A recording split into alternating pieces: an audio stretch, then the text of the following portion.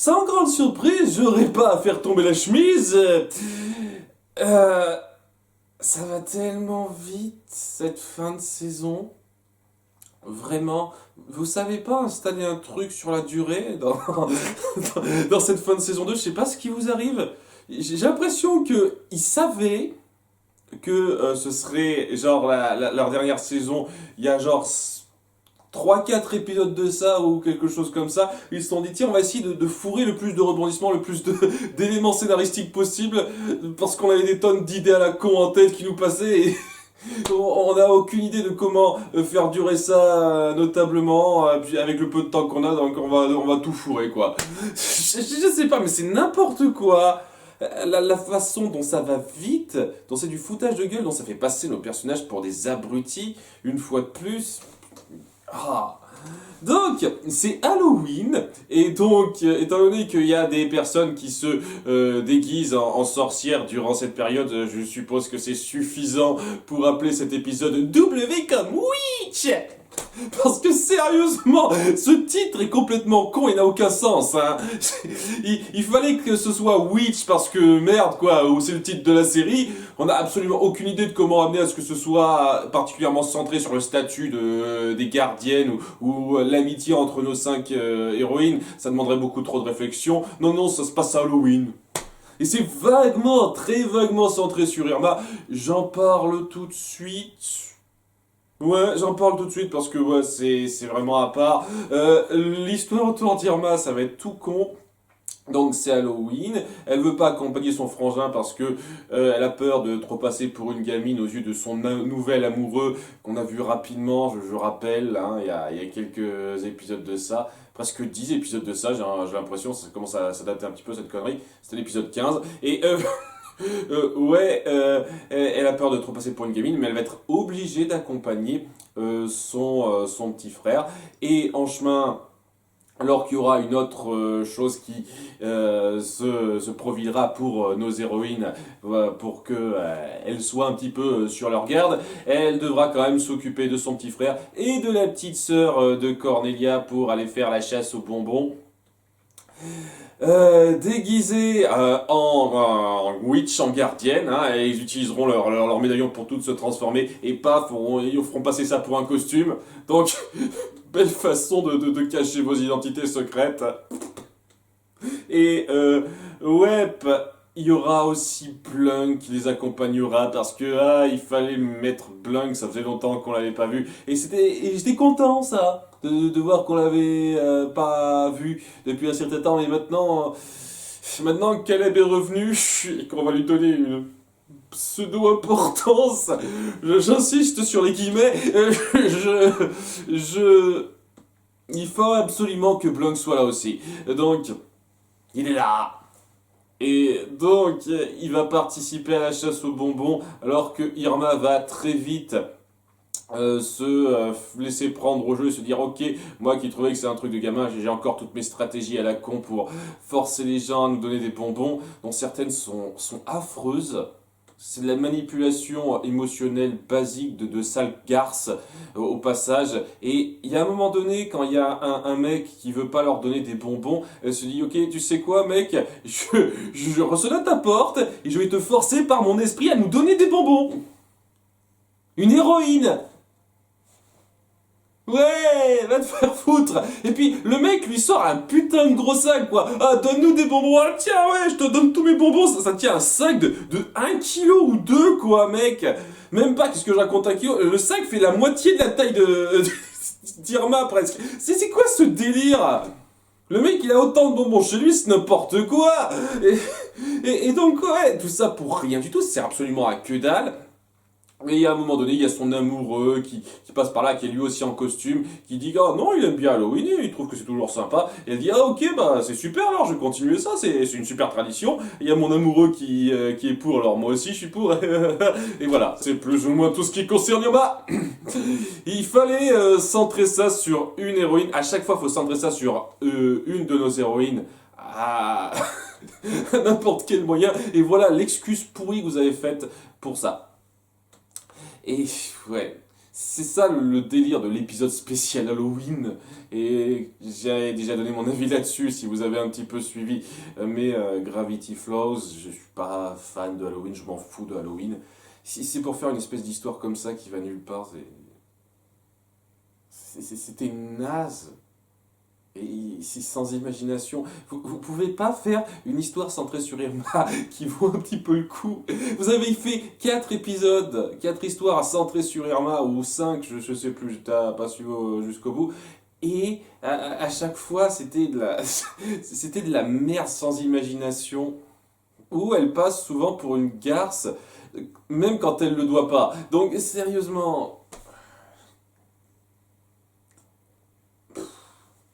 Voilà, bon ça c'était le petit morceau. Le gros morceau ça va être l'intrigue principale autour du fait donc que nous sommes Halloween et que le chat de la sœur d'Eliane, de la petite sœur d'Eliane, je me souviens toujours pas, Liliane, voilà c'est Liliane. Quand même, voilà. Le chat de Liliane, Napoléon donc, est un petit peu en alerte parce que c'est une période très spéciale. C'est pas pour rien que ce jour a été choisi, alors que il y a toute une histoire à Halloween, c'est pas un truc magique, etc. Mais bon, donc si quand c'est Halloween, il y a un truc spécial qui se fait par rapport au cœur de la Terre, et donc on peut le piquer comme ça. Voilà, c'est plus un truc qu'il peut savoir en ayant la confiance des tentrices du cœur de la Terre ou quoi que ce soit. Non, non, non, non. C'est simple, il faut juste capturer son familier. On capture son familier et magie, on a tous les pouvoirs du cœur de la Terre. Règle magique de mon cul. Voilà, hein, c'est sérieusement règle magique de mon cul hein, que vous créez chaque putain d'épisode. Hein. Et donc voilà, il prévient les gardiennes à ce moment-là. Gardiennes qui, juste avant cette période-là, ont décidé de suivre un petit caprice de Phobos, qui est toujours là, je rappelle, hein, si vous n'avez pas suivi l'épisode précédent, maintenant il est sous leur garde et on doit se servir de lui pour attraper le sceptre de Nerissa. Et Phobos donc se dit « Oh, vous n'êtes pas super efficace pour me protéger, je veux 2 gardes du corps en plus. Si vous libériez 2 autres de vos ennemis récurrents d'avant, ce serait cool hein, d'avoir 2 mecs qui étaient à ma solde que vous auriez du mal à surveiller en plus de moi. C'est pas comme si vous aviez un passif assez fort et que c'est des gars qui pourraient facilement se retourner contre vous. Non, non. Et elles acceptent comme ça. Alors que là, j'aurais dit, écoute vieux, tu fais avec ce que t'as. T'es pas content, d'accord, on te remet dans ta cage, hein. Ça nous fera chier, mais on fera sans toi. Non, non, non, non, non, elles obéissent, ça c'est caprice. Et donc c'est l'excuse moisie de merde pour faire en sorte que Miranda et Cédric reviennent sur le tapis. Voilà, on libère Miranda et Cédric. D'ailleurs, je comprends pas pourquoi il tient absolument à ce que ce soit ces deux-là, Phobos, alors qu'on a montré qu'il y avait d'autres types qui étaient beaucoup plus fidèles à ce qu'il faisait. Je sais pas, Frost par exemple. Frost, il est puissant, il est fidèle à lui, il est capable de suivre pas mal de directives. Mais non, c'est Cédric et Miranda, les 2 laquais qu'il a mis plus bactère, qu'il a transformé en vermisseau, hein, presque, et il se dit ok, ils seront encore fidèles à moi après que j'aurai été clément de leur rendre leur apparence et leur force après tout ce temps. Et apparemment oui, hein. Miranda elle dit que dalle, elle se transforme à un moment donné et elle sert à rien quoi, elle est là, elle sert à rien. Et il y a Cédric qui 2-3 trucs, et il servira vaguement, je dis bien vaguement à quelque chose, en trouvant l'idée de tiens, et si on allait se planquer à un moment donné dans la librairie que je possédais avant, librairie où personne ne se trouve au passage, c'est resté vacant pendant tout ce temps, personne ne s'est posé de questions. À un moment donné, Cédric sera transformé donc en sa forme lézard géant. Et tout le monde croira que c'est un costume d'Halloween. Le mec fait 5 mètres de haut, il a une gueule monstrueuse et tout le monde se dit ah ouais, super costume. Oh, oh, oh, oh. Déjà, pourquoi tu te balades sous cette forme devant tout le monde, abruti? N'importe quoi. Pareil, Miranda aussi sera transformée sous sa forme, cette espèce de forme arachnide qui est là, qui est beaucoup trop détaillée pour qu'on croie vraiment que ce soit forcément un déguisement. Mais bon, tout le monde croira ça bêtement. Ce sera pas la seule chose que tout le monde croira bêtement, auprès des gens. Enfin bref. Maintenant que c'est dit, Napoléon fait réunir tout ce petit groupe pour leur parler de son problème. S'il se fait attraper par Nerissa, le pouvoir du cœur de la terre lui sera transmise. À nouveau, n'importe quoi. J'en ai tellement marre de ces conneries de ta gueule, c'est magique, pourquoi pas. Sérieusement, parce que c'est tout ce que c'est du pourquoi pas magique. Et, et donc, ils doivent... elles doivent le protéger tout en ayant eu comme idée d'attirer Nerissa. Parce que Will dit à un moment donné, ah mais maintenant elle se terre en sachant que Phobos est dans le coin, ce serait un moyen de l'attirer et de l'avoir par surprise. Alors déjà, elle se terre pas techniquement, elle devrait être en train de rechercher d'autres cœurs ailleurs, et apparemment vous en avez rien à foutre. Vu comme c'est montré, il semble s'être passé une petite période durant laquelle vous êtes juste resté dans votre coin, en laissant Nerissa faire ce qu'elle veut ailleurs. Et de toute façon, pour ce qu'elle a pu faire ailleurs, ça va pas aller très loin, vu la façon dont ça va se terminer cet épisode, et l'insulte que ça représente, parce que c'est putain d'insulte, mais j'y viendrai. Donc, nos héroïnes décident de laisser Irma s'occuper des gamins, en disant « Ok, on devrait y arriver sans toi, vas-y, occupe-toi d'eux !» Pour Halloween, c'est pas comme si on allait faire face à Nerissa qui a des super pouvoirs, qui est censé être notre plus grande menace depuis le début. Non, vas-y Irma, c'est pas grave. Occupe-toi des enfants, on fera sans toi. Et donc, ouais, à nouveau, elles prennent leur forme de gardienne, elles font passer ça pour des costumes d'Halloween. À un moment donné, elles volent dans le ciel et tout le monde croit, ouais, ça se fait par propulsion, un truc comme ça. Il y a des tonnes de trucs magiques à un moment donné, là, devant tout le monde. Et tout le monde se dira, waouh, c'est un spectacle de magie, c'est un spectacle avec des effets et tout, on se pose pas de questions. Bien sûr. C'est tellement ridicule et pas grand chose par rapport à ce qui me pose vraiment problème, mais ça reste quand même assez con. Bref, il prépare un guet-apens à la librairie où donc le chat attend et ils se déguiseront, ils donneront l'illusion qu'ils ressemblent à autre chose. Et donc Napoléon se fera attaquer par Nerissa. Comme ça, parce qu'à nouveau, elle sait tout voir, elle sait tout situer. Si vous voulez. Et donc, il se fera attaquer par Nerissa. Et Cédric mettra un certain temps avant de lui piquer son sceptre, malgré le fait qu'il est assez proche d'elle, assez à proximité d'elle. Et ça permettra à Nerissa de flairer le piège et de se barrer. En faisant en sorte que le chat se barre dans son coin lui aussi. Donc tout le monde sera un petit peu barré dans son coin, ce sera un petit peu le bordel. Et donc Will sera un petit peu suspicieuse par rapport à ça. Et elle finira par apprendre que Cédric fait un petit peu exprès de laisser Nerissa faire les choses parce qu'elle veut qu'elle s'accapare plus de pouvoir pour pouvoir en avoir plus lorsqu'il lui piquera son sceptre. Donc en gros, Will a compris ça. Et déjà, elle essaye pas grand chose sur le coup. Après, bon, ils sont pris dans l'action. Et surtout, ça veut dire clairement que l'espèce de promesse qu'il a faite, c'était juste je vous jure que je le ferai pas, mais rien ne m'empêche de le faire techniquement. C'est juste tu m'as promis, c'est pas bien. Et si j'aurais pu mentir. Bon, merde, j'y ai pas pensé, j'avais pas prévu ça. Non mais la façon dont c'est montré, ça a clairement l'air d'être le cas quoi. Il a juste juré pour de faux et ouais, il y avait même pas de règle qui le forçait à assurer ça. Parce que je pensais, moi, tout con que je suis, avec mon esprit un peu rationnel, que la raison pour laquelle elles accepteraient de le laisser sortir, de laisser avoir la chance de mettre la main sur ces pouvoirs-là, c'est qu'en jurant dans la prison de ne pas utiliser ses pouvoirs pour lui, de libérer directement sa sœur et compagnie après, c'était une promesse qu'il était obligé de tenir. Il y avait une espèce d'obligation magique ou je sais pas trop quoi. Mais non. C'est juste des mots en l'air, c'est tout ce que ça veut dire. C'est l'impression que ça donne, hein. C'est clairement l'impression que ça donne, surtout par rapport à la fin.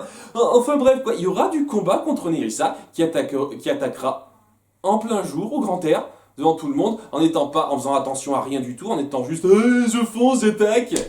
Notre grande méchante pendant toute la saison, je tiens à le préciser, au bout d'un moment, il y aura quelques petits détails à la con, genre le rôle de Caleb dans cette histoire.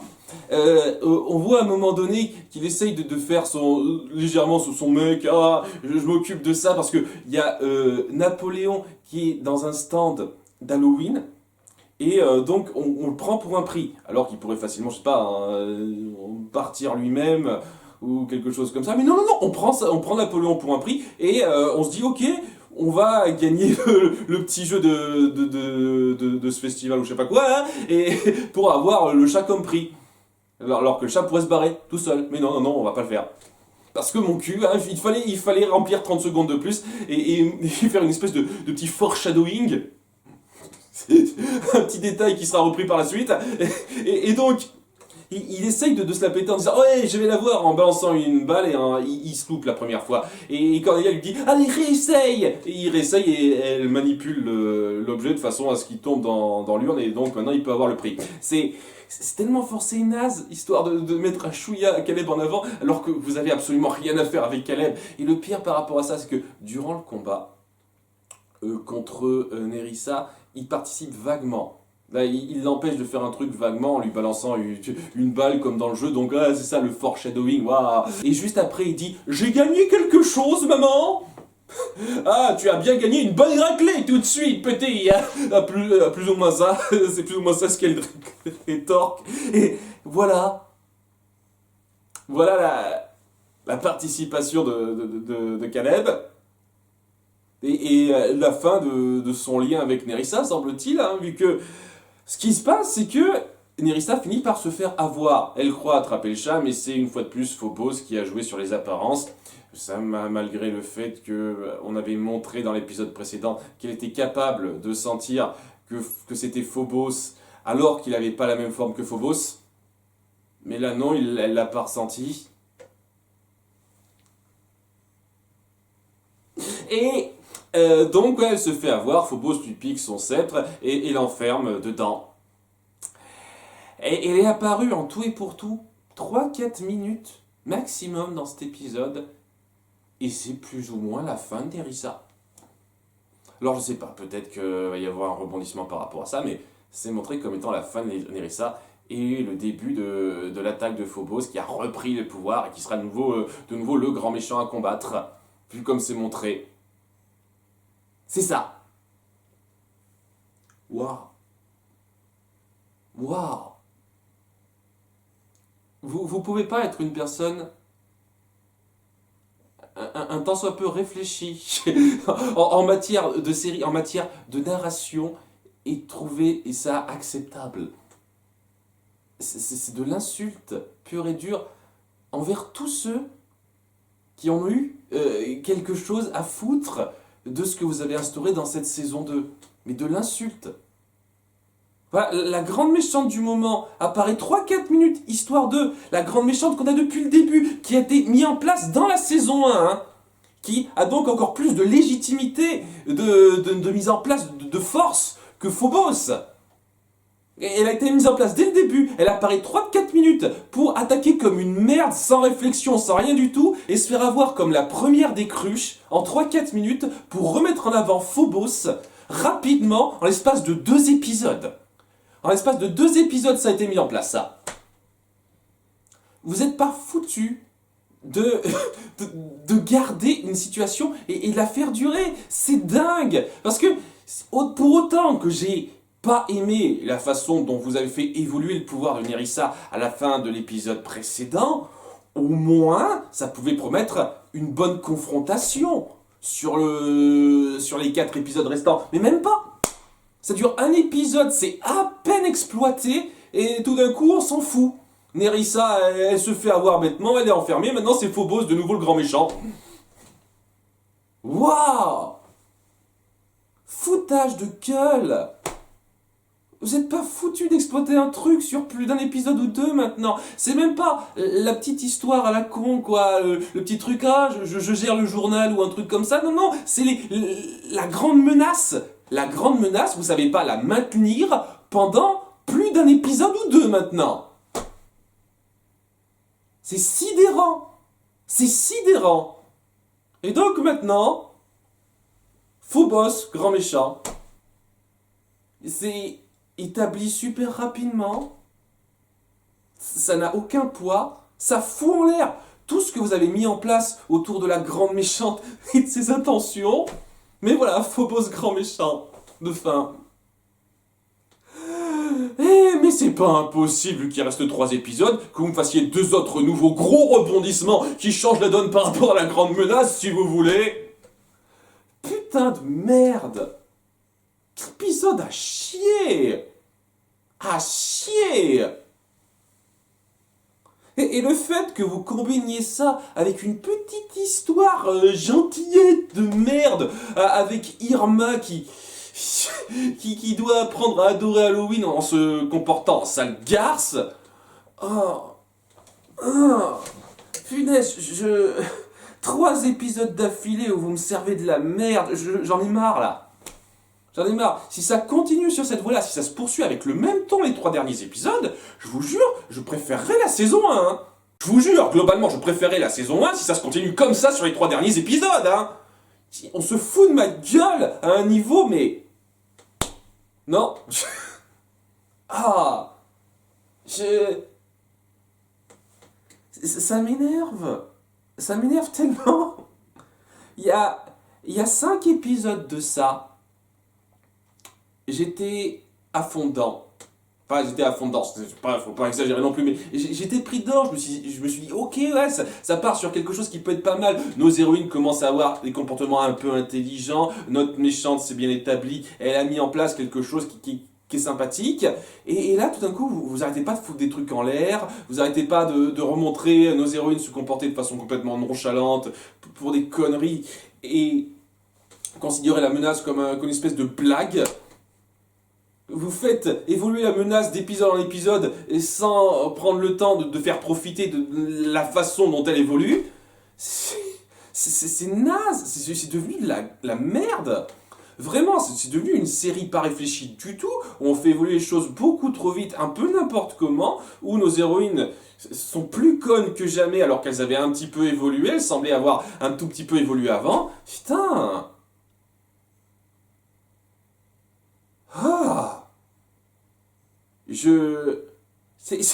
Plus ça va, plus les épisodes s'enchaînent dans cette dernière fournée, moi j'ai envie de suivre. J'ai presque plus envie de regarder la suite là. Mais bon, il reste 3 épisodes, je vais me forcer, mais... Punaise, on verra par la suite. À bientôt pour l'épisode 24. Bye.